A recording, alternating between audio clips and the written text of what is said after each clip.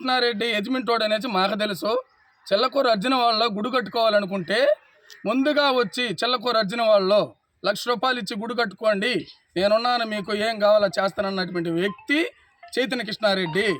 అదే సత్యనారాయణ రెడ్డి కాడికి మేము తిరిగితే కాళ్ళు అరిగేటట్టు చెప్పులు అరిగేటట్టు తిరిగితే గుడి అయిపోయిన తర్వాత ₹1,00,000 కోసం మేము తిరిగితే అందరిని అడిగిన తర్వాత ₹1,00,000 ఇచ్చినాడు.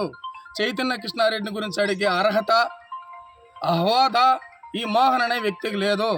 మోహన్, నీకు మర్యాదగా చెప్తున్నాను, మా నాయకుల గురించి కానీ, మా రాకేష్ రెడ్డి గురించి కానీ, మా నెలవల సుబ్రహ్మణ్యం గురించి కానీ, మా గంగాప్రసాద్ సార్ గురించి కానీ మాట్లాడే అర్హత నీకు లేదు.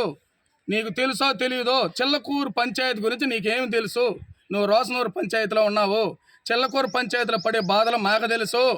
అదే మొన్నటికి మొన్న సంవత్సరం క్రితం ఏం చేశాడు సత్యనారాయణ రెడ్డి అంటే, ఒక డమ్మీ గవర్నమెంట్ సొత్తుతో వాటర్ ప్లాంట్ కట్టుకొని ఆ ప్లాంట్లో అది మాకు తెలియకనే ప్రజా సొమ్ము తీసుకొని దాన్ని దుర్వినియోగం చేసుకొని దాన్ని వాడుకొని మమ్మల్ని టీడీపీ కార్యకర్తలు నీళ్లు పట్టుకునే దానికి రాకూడదని దండోరా కొట్టించిన వ్యక్తి కామిరెడ్డి సత్యనారాయణ రెడ్డి గారు.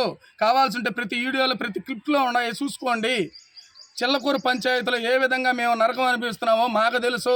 వాడెవడో మోహన్ అనేవాడు ఏ ఊరోడిది, వాడు మా పంచాయతీ గురించి ఏం తెలుసు? మా నాయకుల గురించి మాట్లాడే అర్హత వాడికి ఎట్టొస్తుంది? వాడు ఎవడో ఏ ప్రెస్ మీట్ పెట్టేదానికి వచ్చానని నేను సిద్ధంగా ఉన్నాను. మోహను, నువ్వు వచ్చేదానికి రా. ఏటవతల కై అంటావు, ఆ కై అంటావు, ఈ కై అంటావు, చైతన్య గురించి మాట్లాడతావు, లోకేష్ నాయుడు గురించి మాట్లాడతావు, రాకేష్ రెడ్డి గురించి మాట్లాడతావు. నువ్వు రా, నేను ఒక దళిత నాయకుడిగా వచ్చి మాట్లాడుతున్నా. ఈ ఊరు చెల్లకూరు పంచాయతీ నేను కార్యకర్తని, టీడీపీ కార్యకర్తగా మాట్లాడుతున్నా. నీది ఏ ఊరు? రోసనూరు పంచాయతీ. ఎక్కడో 24 పంచాయతీల అవతల నువ్వు రోసనూరు పంచాయతీలో ఉన్నావు. నీకు నా ఊరు గురించి ఏం తెలుసు? ఇక్కడ జరిగేది తెలుస్తాయి నాయన. నిన్ను మీ నాయకుడు వాడుకున్నాడో వదిలేసినాడో నాకు తెలియదు నాయన. సంజీవ్ గారి గురించి చెప్తా ఉన్నావు. 2 సంవత్సరాలు సత్యనారాయణ ఫోటో కూడా పెట్టకుండా సంజీవ్ గారు చేసిన చరిత్రలు అందరికీ తెలిసిన ఆయన. ఎవరు నెట్టముంచింది మాకు తెలియని ఏమీ లేదు, మాకు అన్నీ తెలుసు.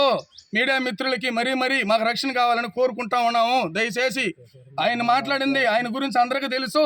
దయచేసి భక్తవత్సలం అనే వ్యక్తికి రక్షణ కల్పించాల్సిందిగా డిఎస్పీని, ఎస్పీని, ఉన్నతాధికారుల మొత్తాన్ని కూడా మీడియా మిత్రుల తరఫున నాకు రక్షణ కల్పించాల్సిందిగా కోరుతున్నా.